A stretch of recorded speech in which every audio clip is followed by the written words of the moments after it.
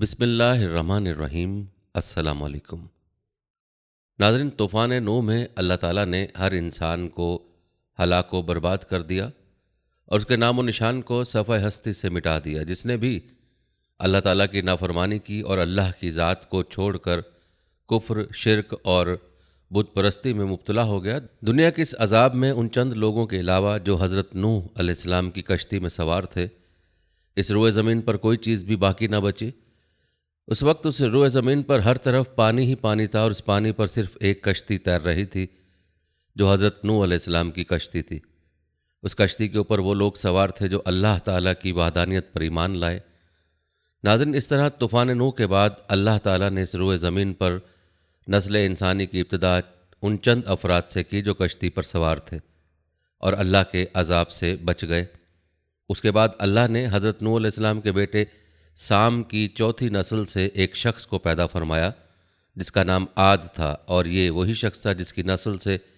اللہ تعالیٰ نے قوم جبارین کو پیدا فرمایا۔ قوم جبارین دنیا کی وہ واحد قوم تھے جس کے بارے میں خود اللہ تعالیٰ نے ارشاد فرمایا۔ قرآن پاک کی سورہ فجر کی آیت نمبر 8 میں اللہ فرماتے ہیں کہ ان کے جیسی کوئی اور قوم ملکوں میں پیدا ہی نہیں کی گئی۔ ناظرین، آج کی اس ویڈیو میں ہم آپ کو بتائیں گے کہ طوفان نوح کے بعد پوری دنیا پر حکومت اور راج کرنے والی قوم جبارین کون تھے، اس قوم کے افراد کتنے طاقتور تھے، ان کے قد کتنے لمبے تھے، اور اس قوم کو اللہ تعالیٰ نے کن کن نعمتوں سے نوازا تھا، اور وہ قوم جس کو اللہ تعالیٰ نے اس دنیا کی سب سے لمبی اور طاقتور قوم بنایا تھا، ان جیسے لوگ اللہ نے دوبارہ اس دنیا میں پیدا ہی نہیں کیے۔ اس قوم جبارین نے ایسی کون سی اللہ تعالیٰ کی نافرمانی کی اور ایسے کون کون سے گناہوں میں مبتلا ہو گئے جس کی وجہ سے اللہ نے اس نافرمان قوم کی پکڑ فرمائی اور دنیا کی سب سے طاقتور قوم کو دنیا کے لیے عبرت کا نشان بنا دیا، اور دنیا کی سب سے طاقتور نسل کے لوگوں کو ہمیشہ ہمیشہ کے لیے ختم کر دیا۔ ناظرین، اس ایمان افروز اور عبرتناک ویڈیو کو دیکھنے کے لیے آپ سے ہماری یہ گزارش ہے کہ ہماری اس ویڈیو کو سکپ کیے بغیر آخر تک لازمی دیکھیے گا، اور اگر آپ ہمارے چینل پر نئے ہیں تو سب سے پہلے ہمارے چینل کو سبسکرائب کر لیجئے۔ طوفان نوح کے بعد اللہ تعالیٰ نے انسانی نسل کی ابتدا ایک بار پھر حضرت نوح علیہ السلام کی اولاد سے کی۔ حضرت نوح علیہ السلام کے بیٹے سام کی نسل سے ایک عربی شخص پیدا ہوا جو کہ دوسرے انسانوں سے بالکل مختلف تھا۔ یہ شخص دوسرے انسانوں کی نسبت بہت زیادہ طاقتور اور لمبا تھا۔ اسی شخص کی نسل سے اللہ تعالیٰ نے ایک ایسی قوم کو پیدا فرمایا جو کہ دنیا کی سب سے پہلی سپر پاور، دنیا کی سب سے پہلی طاقتور اور دنیا کی سب سے پہلی دراز قد قوم تھی۔ ناظرین، ذرا سوچئے کہ یہ قوم کس قدر طاقتور اور دراز قد تھی جس کے بارے میں اللہ خود فرما رہے ہیں، میں نے ان کی جیسی قوم اور ملکوں میں پیدا ہی نہیں کی۔ یہ قوم ارم نامی بستی میں آباد تھی، اور اس قوم کو اللہ تعالیٰ نے ایسے ویژن سے نوازا تھا کہ بڑے بڑے پہاڑوں اور پتھروں کو تراش کر ان کے اندر خوبصورت محلات بنایا کرتے تھے اور انہی محلات کے اندر اپنی زندگی گزارا کرتے تھے۔ اس دور میں ارم ایک ایسا خوبصورت شہر تھا جس کے اندر اللہ تعالیٰ نے ہر طرح کی خوبصورتی اور ہر طرح کی نعمت رکھی تھی۔ ہر طرف سرسبز و شاداب باغات اور تر و تازہ بے شمار پھل اور اناج موجود تھے۔ اسی طرح اللہ نے اس قوم کو بے پناہ طاقت کے ساتھ ساتھ ہر طرح کی نعمت سے نوازا تھا۔ کسی دور میں جو علاقہ دنیا کا حسین ترین علاقہ ہوا کرتا تھا اور جس علاقے کے اندر دنیا کی سب سے طاقتور قوم آباد تھی، وہ علاقہ آج ایک ایسا صحرا بن چکا ہے جس کے اندر ہر طرف ریت ہی ریت موجود ہے، اور ایک ایسا خوفناک صحرا ہے کہ آج کے دور میں کوئی بھی طاقتور شخص اس صحرا میں داخل ہونے کی جرت نہیں کر سکتا۔ ناظرین، قوم جبارین کے قد 40 ہاتھ لمبے تھے اور ان کی عمریں 1000 سال تھیں۔ اس قوم پر اللہ تعالیٰ کی خاص کرم تھا کہ اس قوم کو کبھی کوئی بیماری نہ لگتی، اور نہ ہی ان کے سر میں درد ہوتا اور نہ ہی یہ کبھی بوڑھے ہوتے، یہاں تک کہ ان کی نظر بھی کمزور نہ ہوتی۔ یہ لوگ 1000 سال کی عمر جوانی اور تندرستی میں گزارتے۔ یہ لوگ اتنے طاقتور تھے کہ ان کی عورتیں ایک ہی مرتبہ حاملہ ہو جاتی، اور یہی وہ وجہ تھی جس کی وجہ سے اس قوم کی نسل بہت زیادہ بڑھی، اور اسی وجہ سے اس قوم نے پوری دنیا کے اندر اپنا اثر اور رسوخ پیدا کر لیا اور دنیا کی سپر پاور قوم بن گئی۔ یہ قوم اگر کسی ملک کو فتح کرنے کے لیے اس علاقے میں داخل ہوتی تو وہ لوگ ان کی دہشت کی وجہ سے پہلے ہی ہتھیار ڈال دیتے، اور اس طرح یہ قوم اس ملک کو اپنے قبضے میں لے لیتی۔ ناظرین، قوم جبارین 13 قبائل پر مشتمل تھی۔ جب اللہ تعالیٰ نے اس قوم کو ہر طرح کی نعمتوں سے نوازا تو یہ قوم سرکش ہو گئی اور اللہ تعالیٰ کی نافرمانی کرنے لگی۔ اور طوفان نوح کے بعد قوم جبارین اور قوم عاد وہ پہلی قومیں تھیں جنہوں نے اللہ کی ذات کو چھوڑ کر بت پرستی شروع کر دی اور اللہ کی ذات کے علاوہ بتوں کی پوجا شروع کی۔ اس طرح یہ قوم بت پرستی میں مبتلا ہونے کے بعد طرح طرح کے گناہوں میں مبتلا ہو گئی اور حد سے زیادہ بڑھ گئی۔ اس قوم کی ہدایت کے لیے اللہ تعالیٰ نے اپنے پیارے نبی حضرت ہود علیہ السلام کو بھیجا۔ ناظرین، یمن اور عمان کے اندر احقاف نامی سرزمین پر قوم عاد آباد تھے اور وہاں پر نعمتوں کی فراوانی کی وجہ سے خوشحال اور آرام دہ زندگی بسر کر رہے تھے۔ آہستہ آہستہ توحید کو چھوڑ کر بت پرستی اختیار کی اور فسق و فجور میں غرق ہو گئے اور انہوں نے لوگوں پر ظلم و ستم ڈھائے۔ اللہ نے ان کے درمیان حضرت ہود علیہ السلام کو مبعوث فرمایا۔ ناظرین، یہ بتانا ضروری ہے کہ قرآن پاک کے علاوہ کوئی تاریخ کی کتاب یا تورات قوم عاد کے متعلق روشنی نہیں ڈالتی، اس لیے اس قوم کے حالات کا نقشہ صرف قرآن پاک سے ہی معلوم کیا جا سکتا ہے۔ ان کا زمانہ تقریباً 2000 قبل مسیح مانا جاتا ہے اور قرآن مجید میں عہد کو منبعد قوم نوح کہہ کر قوم نوح کے خلفاء میں شمار کیا جاتا ہے۔ عہد کا مرکز مقام احقاف ہے اور یہ حضرموت کے شمال میں اس طرح واقع ہے کہ اس کے مشرق میں عمان ہے اور شمال میں ربل خالی ہے، مگر آج یہاں ریت کے ٹیلوں کے سوا کچھ بھی نہیں۔ بعض مکاتب فکر لوگ یہ کہتے ہیں کہ ان کی آبادی عرب کی سب سے بہترین حصے حضرموت اور یمن میں خلیج فارس کے شمال سے حدود عراق تک وسیع تھی اور یمن ان کا دارالحکومت تھا۔ عبد بت پرست تھے اور صنم تراش میں ماہر تھے۔ تاریخ قدیم کے بعض ماہرین کہتے ہیں کہ ان کے معبودان باطل بھی قوم نوح علیہ السلام کی طرح ود، سوا، یغوث، یعوق اور نصر ہی تھے، اور حضرت عبداللہ بن عباس رضی اللہ تعالیٰ عنہ سے منقول ہے کہ ان کے ایک صنم کا نام سمود اور ایک کا نام تار تھا۔ قوم عاد اپنی مملکت کی خوبصورتی اور جسمانی قوت کے غرور میں ایسے مبتلا ہو گئے کہ انہوں نے خدائے واحد کو بالکل ہی بھلا دیا اور اپنے ہاتھوں کے بنائے ہوئے بتوں کو اپنا معبود بنا کر ہر قسم کے شیطانی اعمال بے خوف و خطر کرنے لگے۔ تب اللہ تعالیٰ نے انہی میں سے ایک نبی حضرت ہود علیہ السلام کو بھیجا۔ حضرت ہود انتہائی مخلص، اعلیٰ اخلاق کے مالک، سرخ و سفید رنگت والے اور وجیح شخصیت کے مالک تھے۔ ان کی داڑھی بڑی تھی۔ انہوں نے اپنی قوم کو اللہ کی توحید کی طرف بلایا اور اس کی عبادت کی دعوت دی اور لوگوں پر ظلم و ستم کرنے سے منع فرمایا، مگر قوم عاد نے ایک نہ مانی اور انہیں سختی سے جھٹلا دیا۔ انہوں نے غرور اور تکبر کا اظہار کرتے ہوئے کہا کہ آج دنیا میں ہم سے زیادہ شان و شوکت کا مالک کون ہے؟ مگر حضرت ہود علیہ السلام مسلسل اسلام کی تبلیغ میں لگے رہے۔ وہ اپنی قوم کو عذاب الہی سے ڈراتے اور غرور اور سرکشی کی بجائے اپنی جسمانی طاقت، حکومت کے سبب گھمنڈ نہ کرنے بلکہ خدا کا شکر ادا کرنے کی تلقین کرتے کہ اس نے تم کو یہ دولت بخشی، قوم نوح کی تباہی کے بعد تمہیں زمین کا مالک بنا دیا، خوشحالی عطا کی، لہٰذا اس کی نعمتوں کو نہ بھولو اور خود ساختہ بتوں کی پرستش سے باز آ جاؤ جو نہ تو تمہیں نفع پہنچا سکتے ہیں اور نہ ہی کوئی نقصان دے سکتے ہیں۔ زندگی اور موت، نفع اور نقصان سب ایک اللہ ہی کے ہاتھ میں۔ حضرت ہود علیہ السلام اپنی قوم سے کہا کرتے تھے کہ اگرچہ تم عرصے تک سرکشی اور نافرمانی میں مبتلا رہے تو آج بھی اگر توبہ کر لو اور باز آ جاؤ تو اس کی رحمت وسیع ہے اور توبہ کا دروازہ بند نہیں ہوا۔ اس سے مغفرت چاہو وہ بخش دے گا، اسی کی طرف رجوع ہو جاؤ وہ تمہیں معاف کر دے گا۔ تقوی اور طہارت کی زندگی اختیار کر لو، وہ تم کو دن دگنی رات چگنی ترقی عطا کرے گا، بے شمار عزت عطا کرے گا اور مال و دولت میں سرفراز بنائے گا۔ حضرت ہود علیہ السلام تبلیغ اور پیغام حق کے ساتھ بار بار یہی کہتے کہ تم سے میں کسی اجر کی خواہش نہیں کرتا، میرا اجر تو صرف اللہ ہی کے پاس ہے، اور نبی کی زندگی کا امتیاز ہے کہ ان پر کوئی الزام نہیں لگا سکتا کہ وہ مال کی طلب میں ایسا کرتے ہیں یا عزت و جاہ اور ریاست کے طالب ہیں۔ وہ نہ قوم سے اپنی ریاست اور عزت کے طالب ہوتے ہیں اور نہ ہی مال و دولت کے۔ ان کے سامنے تو صرف ایک ہی نقطہ ہے، وہ ادائے فرض اور اپنے مالک حقیقی کی رضا کی طالب ہوتے ہیں۔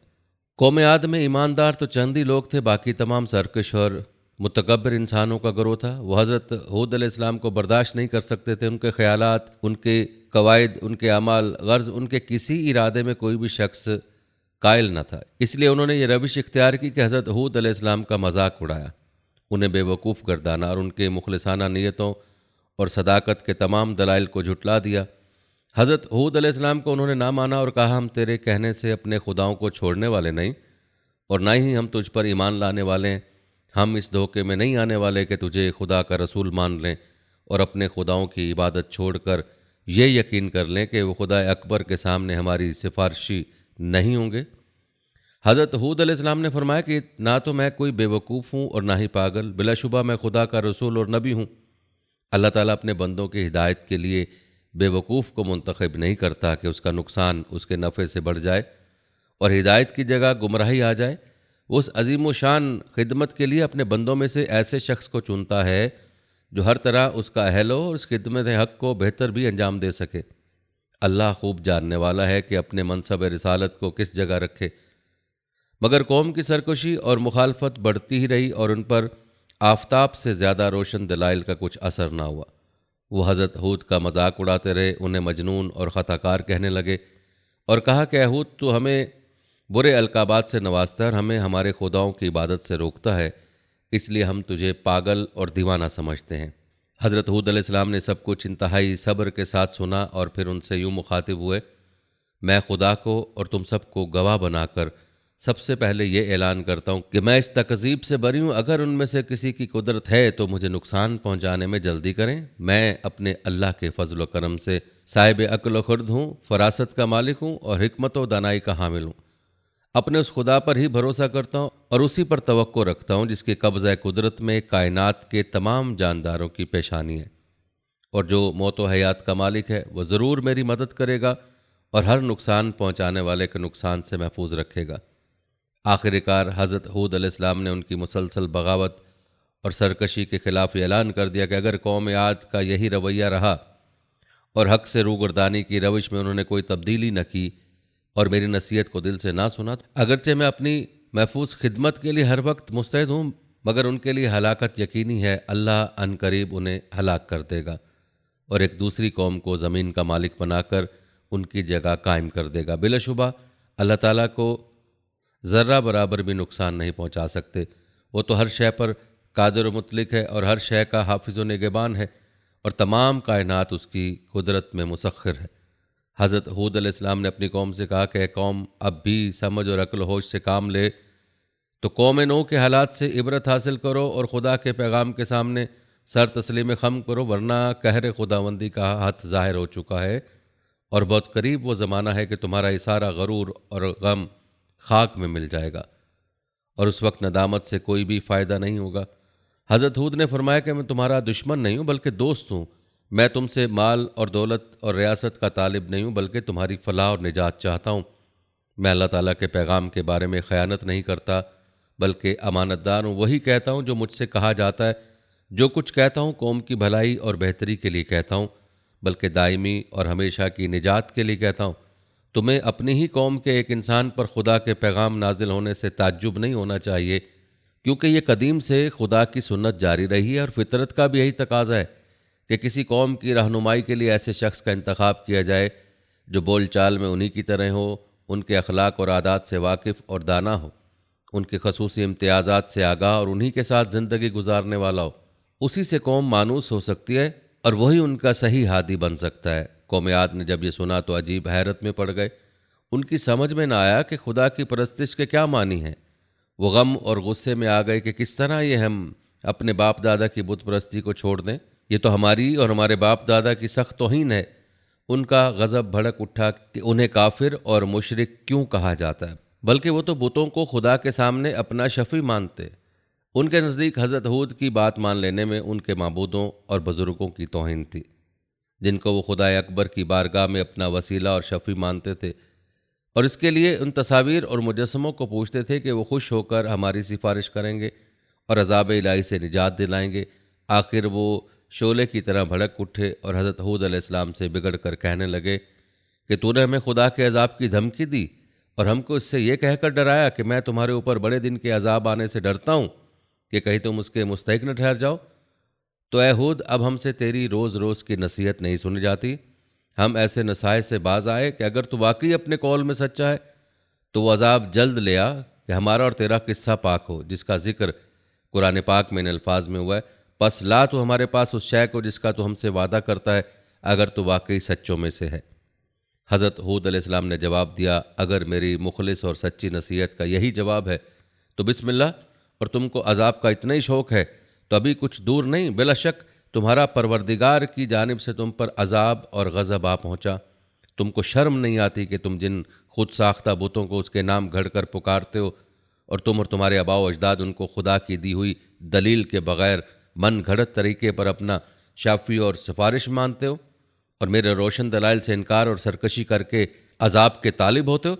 اگر ایسا ہی شوق ہے تو اب تم بھی انتظار کرو اور میں بھی انتظار کرتا ہوں کہ وقت قریب آ پہنچا۔ قرآن کریم میں کہ اگر تم مجھ سے ان من گھڑت بتوں کے بارے میں جھگڑتے ہو جس کو تم نے اور تمہارے باپ دادا نے گھڑ لیا، جس کے مطابق تمہارے پاس خدا کی کوئی حجت نہیں آئی، بس اب تم عذاب الہی کا انتظار کرو، میں بھی تمہارے ساتھ اس کا انتظار کرتا ہوں۔ ناظرین، مختصراً قوم عاد کی انتہا شرارت اور بغاوت اور اپنے پیغمبر کی تعلیم سے بے پناہ بغض کا نتیجہ، عمل اور قانون جزا کا وقت آن پہنچا اور غیرت حق میں حرکت آئی، جب حضرت ہود علیہ السلام کے بار بار دعوت حق دینے کے باوجود یہ قوم بت پرستی، زناکاری اور طرح طرح کی برائیوں سے باز نہ آئی، تو اس وقت حضرت ہود علیہ السلام نے دعا کی، یا رب العالمین اس قوم پر اپنا دردناک عذاب نازل فرما۔ تو اللہ تبارک تعالیٰ نے اپنے پیارے نبی حضرت ہود علیہ السلام کی دعا قبول کرتے ہوئے اس قوم پر اپنے عذاب کی ابتدا کی۔ چنانچہ اللہ تبارک تعالیٰ نے بارش برسانے والے فرشتوں کو حکم دیا کہ اس روئے زمین پر بارش نہ برسائیں، اور چشموں کو چلانے والے فرشتوں کو حکم دیا کہ اس روئے زمین کے سارے چشموں کو خشک کر دیا جائے۔ چنانچہ اس کے بعد اللہ تبارک تعالیٰ کے حکم کے مطابق دیکھتے ہی دیکھتے وہ علاقہ جو کل تک سرسبز و شاداب تھا اور جس علاقے میں ہر طرف خوبصورت باغات تھے، وہ خشک ہونے لگا، اور اس قدر خشک ہو گیا کہ اس قوم کے پاس کھانے پینے کے لیے بھی کچھ نہ تھا۔ اس قوم کے مویشی بھوک اور پیاس کی وجہ سے مرنے لگے، اور اس قوم کے لوگ پانی کو ترسنے لگے۔ اس طرح اللہ تبارک تعالیٰ نے اس قوم پر اپنا پہلا عذاب نازل کیا، اور پوری قوم خشک سالی کا شکار ہو گئی۔ اس عذاب کا سلسلہ مسلسل 3 سالوں تک جاری رہا۔ جب اس قوم کی حالت اس قحط سالی کی وجہ سے غیر ہو گئی تو حضرت ہود علیہ السلام سے اس قوم کی حالت نہ دیکھی جاتی تھی۔ اس وقت حضرت ہود علیہ السلام نے فرمایا، اللہ تعالیٰ کی وحدانیت پر ایمان لے آؤ، اللہ تعالیٰ پھر سے تمہارے باغات کو آباد کر دے گا اور تمہیں وسیع رزق عطا فرمائے گا۔ حضرت ہود علیہ السلام قوم سے کہنے لگے، میری قوم کے لوگوں، اپنے پالنے والے سے بخشش مانگو، بلا شبہ اللہ تمہاری توبہ قبول کرے گا اور تمہارے لیے آسمان سے موسلا دھار بارش برسائے گا۔ اور اللہ تعالیٰ کے اس عذاب کو دیکھنے کے باوجود یہ قوم اللہ تعالیٰ کی وحدانیت پر ایمان نہ لائی اور اسی طرح اپنے کفر و شرک پر ڈٹی رہی۔ اس قوم کے بدبخت لوگ حضرت ہود علیہ السلام سے کہنے لگے کہ تم ہمارے پاس کون سی دلیل لے کر آئے ہو، اور ہم تمہارے کہنے کی وجہ سے اپنے باپ دادا کا دین کیسے چھوڑ دیں؟ بلکہ یہ سمجھتے ہیں کہ تم مجنون ہو اور ہمارے خداؤں میں سے کسی خدا نے تمہیں دیوانہ کر دیا ہے۔ چنانچہ اسی طرح حضرت ہود علیہ السلام اپنی قوم کو دعوت حق دیتے رہے اور اللہ تعالیٰ کی وحدانیت کی طرف بلاتے رہے، لیکن یہ قوم بار بار حضرت ہود علیہ السلام کا مذاق اڑاتی اور انہیں معاذ اللہ پاگل اور مجنون کہتی۔ جب یہ قوم اللہ تعالیٰ کی اس عذاب سے تنگ آ گئی تو اس قوم کے دانشور لوگ ایک جگہ اکٹھے ہوئے اور اس عذاب سے چھٹکارا حاصل کرنے کے لیے تدابیر نکالنے لگے۔ پیارے دوستو، پہلی قوموں کے اندر یہ بات مشہور تھی کہ جب بھی کسی قوم پر قحط سالی یا اللہ تعالیٰ کا کوئی عذاب نازل ہوتا تو وہ قوم اللہ تعالیٰ کے گھر خانہ کعبہ کے اندر جا کر دعا کرتی، تو اللہ تعالیٰ اپنے گھر کے صدقے اس قوم سے قحط سالی اور اپنے عذاب کو دور کر دیتا اور اس قوم کو خوشحال کر دیتا۔ چنانچہ قوم عاد نے بھی ایسا ہی کیا اور ایک بڑے لشکر کو تیار کیا اور اس لشکر کو خانہ کعبہ کی طرف روانہ کر دیا تاکہ لوگ وہاں جا کر اللہ تعالیٰ سے دعا کریں اور اللہ تعالیٰ ہم سے اس عذاب کو دور کر دے۔ چنانچہ 90 افراد پر مشتمل لشکر مکہ مکرمہ کی طرف روانہ ہو گیا۔ اس وقت مکہ مکرمہ پر قوم عمالقہ کی حکومت تھی اور ان کے سردار کا نام جرار بن مالک تھا۔ جرار بن مالک کی بیوی قوم عاد کی نسل میں سے تھی، لہٰذا اسی وجہ سے جیسے ہی وہ لشکر مکہ مکرمہ کے اندر پہنچا تو جرار بن مالک اور ان کی بیوی نے اس لشکر کا خیر مقدم کیا اور خوب شراب و شباب کے ساتھ اس لشکر کا استقبال کیا۔ امام طبری رحمۃ اللہ علیہ بیان کرتے ہیں کہ قوم عاد کا لشکر 1 ماہ تک اسی طرح گناہوں کے اندر مبتلا رہا اور اپنے مقصد سے غافل رہا۔ اس دوران یہ لوگ بالکل بھی اس بات کو بھول گئے کہ ہمارے پیچھے رہ جانے والی قوم کا کیا حال ہوگا اور وہ کس حال میں۔ چنانچہ جب اس لشکر کو عیاشی کرتے ہوئے 1 مہینہ گزر گیا تو جرار بن مالک نے اپنی بیوی کے ذریعے اور گانا گانے والی عورتوں کے ذریعے ان کا بھولا ہوا مقصد یاد دلایا کہ وہ کس مقصد کے لیے آئے ہوئے اور وہ یہاں آ کر اپنے مقصد کو بھول بیٹھے چنانچہ ان کی یاد دلانے پر اس لشکر کو ہوش آیا اور یہ لوگ فوراً مکہ مکرمہ کی طرف گئے اور وہاں جا کر اللہ تعالیٰ کی بارگاہ میں رو رو کر دعائیں کرنے لگے۔ ابھی یہ لوگ دعا میں مصروف ہی تھے کہ یک دیکھتے ہی دیکھتے ایک سیاہ رنگ کا بادل ان کے اوپر آ گیا۔ ان بادلوں کو دیکھ کر یہ لوگ بہت خوش ہوئے۔ چنانچہ اس کے بعد ان لوگوں نے خوشی خوشی اپنے علاقے کی طرف جانے کی تیاری کی۔ جیسے جیسے یہ لوگ اپنے علاقے کی طرف بڑھتے جاتے ویسے ویسے یہ بادل بھی ان کے پیچھے اس علاقے کی طرف بڑھتے جاتے۔ اس طرح جب یہ لشکر اپنے علاقے کے قریب آیا اور جب حضرت ہود علیہ السلام نے ان کالے بادلوں کو دیکھا تو حضرت ہود علیہ السلام نے فرمایا کہ بادل بارش لے کر نہیں بلکہ اللہ تعالیٰ کا دردناک عذاب لے کر آ رہے ہیں۔ چنانچہ جن بادلوں کو دیکھ کر یہ لوگ خوش ہو رہے تھے اور بارش سمجھ رہے تھے، در حقیقت وہ بادل اللہ تعالیٰ کا دردناک عذاب تھے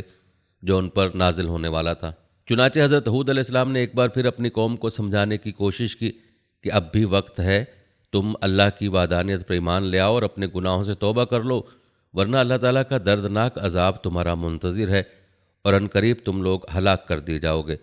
لیکن حضرت ہود علیہ السلام کی نصیحت کا اس بدبخت قوم پر کوئی اثر نہ ہوا، اور اسی طرح حضرت ہود علیہ السلام کو جھٹلایا اور اپنے کفر و شرک پر ڈٹے رہے۔ چنانچہ حضرت ہود علیہ السلام کی سرکش قوم باز نہ آئی، اور حضرت ہود کے آخری بار سمجھانے کے باوجود بھی یہ قوم راہ حق پر نہ آئی، تو اللہ تعالیٰ نے حضرت ہود علیہ السلام کو اپنے مومن ساتھیوں سمیت اس علاقے سے ہجرت کرنے کا حکم دیا۔ جیسے ہی حضرت ہود علیہ السلام نے ہجرت کی، بادل مزید سیاہ ہوتے گئے اور دیکھتے ہی دیکھتے دردناک طوفان شروع ہو گیا۔ ان بادلوں کے اندر اللہ تعالیٰ کی طرف سے بھیجی ہوئی اس قدر دردناک ہوا تھی جس نے اس قوم کے لوگوں کو چیونٹیوں کی طرح اٹھا کر پھینکنا شروع کر دیا، اور قوم عاد کے وہ لوگ جو دنیا کی سب سے طاقتور قوم تھے، اس قوم کے لوگ تنکوں کی طرح ہوا میں اڑ رہے تھے۔ کبھی دیو ہیکل انسان جو اپنی جسمانی قوتوں کے گھمنڈ میں سرمست اور سرکش تھے، اس طرح بے حس اور بے حرکت پڑے نظر آئے جس طرح آندھی سے تناور درخت بے جان ہو کر گر جاتے ہیں، اور اس طرح اس دردناک عذاب کے اندر قوم عاد کے بدبخت لوگ مرنا شروع ہو گئے۔ اللہ تعالیٰ کا یہ دردناک عذاب 7 راتوں اور 8 دنوں تک مسلسل جاری رہا۔ اس عذاب نے قوم عاد کی بڑی بڑی عمارتوں اور محلات کو تباہ و برباد کر کے رکھ دیا، اور اس قوم کے تمام نافرمان لوگ اس عذاب کے اندر ہلاک ہو گئے، اور دنیا کی سب سے طاقتور قوم کے شہر ارم کو اللہ تعالیٰ نے نیست و نابود کر دیا اور ایک صحرا کے اندر تبدیل کر دیا جو آج بھی دنیا کے لیے عبرت کا نشان بنا ہوا ہے۔ ناظرین، انہیں صفحہ ہستی سے مٹا دیا گیا تاکہ آنے والی نسلوں کے لیے عبرت بنے، اور دنیا اور آخرت کی لعنت اور عذاب ان پر مسلط کر دیا گیا کہ وہ اس کے زیادہ مستحق تھے، اور حضرت ہود علیہ السلام کی رحمت اور نعمت کی وجہ سے عذاب الہی سے محفوظ رہنے اور سرکش قوم کی سرکشی اور بغاوت سے معمون ہو گئے۔ یہ ہے عاد اولیٰ کی داستان عبرت جو اپنے اندر بے شمار نصیحتیں رکھتی ہے اور خدا کے احکام کی تعمیل اور تقوی پرہیزگاری کی زندگی کی دعوت دیتی ہے، سرکشی اور خدا کے احکام سے بغاوت کے انجام سے آگاہ کرتی ہے، اور وقتی خوشی و عیش پر گھمنڈ کرنے کے نتیجے کی بدبختی سے ڈراتی ہے۔ غرض حضرت ہود علیہ السلام کے اس واقعے کی تفصیلی ذکر قرآن پاک نے جس عبرت ناک آموز طریقے پر کیا، اس کو پڑھیے اور عبرت حاصل کیجیے کہ دنیا اور آخرت کی کامیابی کا یہی بہترین ذریعہ ہے۔ ناظرین، اگر آپ تاریخ عالم پر نظر دوڑائیں تو آپ کو علم ہو جائے گا کہ قوموں کے زوال کا ایک ہی سبب تھا، یعنی اللہ کی نافرمانی میں مبتلا ہو جانا اور اپنے وقت کے پیغمبروں کو جھٹلانا۔ اللہ کسی قوم پر عذاب اچانک نہیں کرتا اور نہ ہی انہیں فوراً ہلاک کرتا ہے، بلکہ پہلے ان کے پاس اپنے بندوں کو بھیجتا ہے تاکہ وہ اس قوم کی اصلاح کر سکیں اور انہیں نصیحت کر سکیں۔ لیکن جب اس نصیحت کو ٹھکرا دیتے ہیں اور اپنی منچاہی زندگی بسر کرنے لگتے ہیں تو اللہ تعالیٰ ان کو مختلف طریقوں سے ہلاک کرتا ہے۔ ان قوموں پر جتنے بھی عذاب آئے ہیں وہ سب ان کی نافرمانیوں کی وجہ سے آئے ہیں، چاہے وہ نافرمانیاں کاروباری معاملات کی صورت میں ہوں یا آپس میں تعلقات کی صورت میں ہوں یا پھر عبادت کی صورت میں ہوں۔ اللہ تعالیٰ نے ان کی نافرمانیوں کی وجہ سے قیامت تک کے لیے آنے والی انسانیت کے لیے نشان عبرت بنا دیا۔ آج بھی دنیا میں کئی ایسے مقامات موجود ہیں جہاں ان کے آثار نمایاں ہیں، اور ان عذابات کا اقرار جدید سائنس بھی اپنی تحقیق میں کر چکی ہے۔ جن باتوں کی وجہ سے عذاب خداوندی کی لپیٹ میں آئے وہی ساری باتیں آج ہمارے معاشرے میں بھی نمایاں ہو چکی ہیں۔ جناب نبی کریم صلی اللہ علیہ وسلم نے اللہ سے اپنی امت کے حق میں دعا کی کہ اے اللہ میری قوم کو ہدایت دے اور انہیں پچھلی دیگر قوموں کے عذاب سے محفوظ فرما۔ جناب نبی کریم صلی اللہ علیہ وسلم کی دعائے مبارک سے آج ہم پچھلی دیگر قوموں کی طرح عذاب سے محفوظ ہیں۔ آج کے اس معاشرے میں ہماری ان گنت معاشرتی اور کاروباری برائیوں کی وجہ سے مہنگائی کا بڑھنا، قتل و غارت کا پھیلنا، جھوٹ، غیبت، چوری، مکاری اور خود غرضی کا پھیلنا، یہ سب قرآن اور اس کے احکام سے دوری کی وجہ سے آج ہم نے قرآن کے احکام پر عمل کرنا چھوڑ دیا ہے اور جناب سرور کائنات صلی اللہ علیہ وسلم کے فرامین مبارک کے دامن سے ہم دور ہو چکے ہیں۔ ایک وقت تھا جب مسلمان معاشرتی اور کاروباری معاملات میں قرآن اور سنت کی روشنی میں عمل پیرا تھے اور خوشحال زندگی گزار رہے تھے، اور غیر مسلم اقوام ان پر رشک کرتی تھی اور مسلمانوں کی تہذیب و تمدن کی تعریف کیا کرتی تھی۔ اگر آج ہم قرآن اور سنت کے مطابق اپنی زندگی گزاریں اور صحابہ کرام کی زندگی کو اپنے لیے مشعل راہ بنائیں تو انشاءاللہ یہ مسلم قوم پھر سے خوشحال زندگی کی طرف لوٹے گی۔ دوستو، یہ تھی ہماری آج کی ویڈیو۔ ہم امید کرتے ہیں کہ آپ کو ہماری یہ ویڈیو ضرور پسند آئی ہوگی۔ اگر آپ کو ہماری یہ ویڈیو پسند آئی ہے تو آپ سے گزارش ہے کہ آپ ہمارے چینل کو ضرور سبسکرائب کر لیں اور ساتھ میں لگے بیل کے بٹن کو بھی پریس کر لیں تاکہ آپ کے پاس ہماری آنے والی مزید معلوماتی ویڈیوز کا نوٹیفیکیشن بروقت پہنچ سکے۔ ساتھ ہی ساتھ ہماری ویڈیو کو لائک بھی کریں اور اپنی قیمتی رائے کا اظہار کمنٹس میں ضرور کریں۔ کمنٹس میں آپ اپنے سوالات بھی ہم تک پہنچا سکتے ہیں۔ اللہ تعالیٰ آپ کو اپنی حفظ و امان میں رکھے، آمین۔